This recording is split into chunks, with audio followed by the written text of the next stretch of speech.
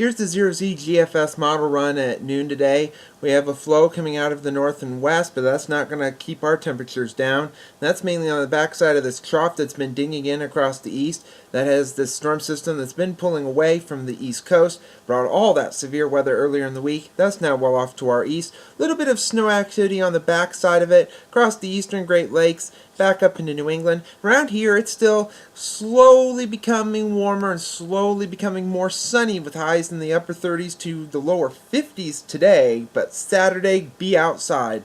Highs in the 50s and 60s. It will be gorgeous outside. It will be a little bit breezy, though, out of the west and southwest. 15 to 25, maybe gusting to 30.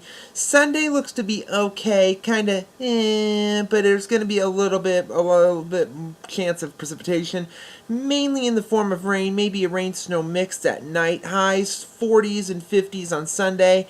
And then Monday will be a bit cooler, upper 30s to the 40s across the state. Not really bitter cold. A lot of the cold weather is bottled up in Canada, but this next storm system coming in from the west is one we have to pay attention to, the one coming in here on Tuesday. And this is going to be very tricky because, as you'll see on the next image, it's all going to depend on where the cold air is and where the warm air is. And you'll see that with this next image here. And this is what the temperatures are from this GFS model run at noon. You see the warm air in southern Iowa and the cold air in northern Iowa. It's all going to depend on where this cold air is, where there could be snow, or warmer air where there could be rain and maybe even thunderstorms. We'll have to wait and see on that, but on Wednesday, that system is gone. Could see lingering flurries or snow showers during the morning hours in our eastern counties pulling away. And then temperatures will be much cooler regardless if we have a lot of snow on the ground or if we don't have any on the ground.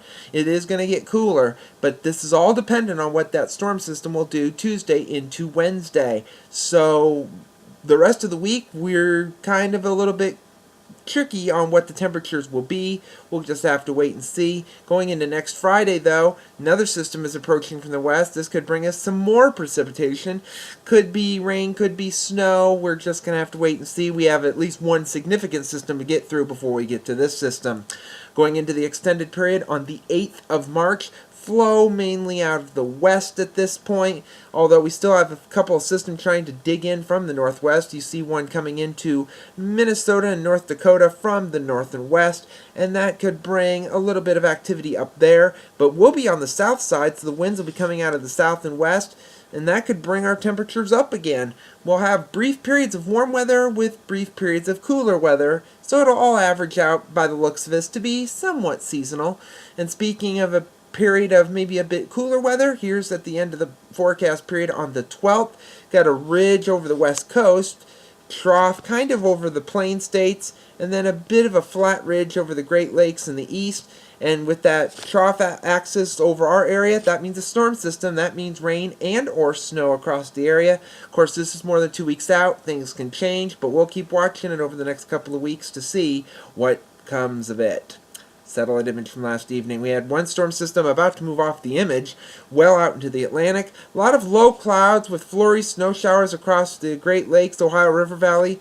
Another system approaching the west coast. That'll affect us in a couple of days. The watch warning map looks dead quiet. Some winter weather advisories across the Appalachians up into the western or eastern Great Lakes.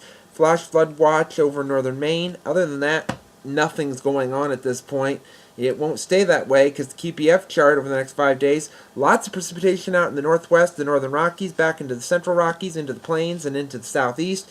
Around here, maybe a tenth to a quarter, maybe even up to a third of an inch of precipitation, some rain, some snow.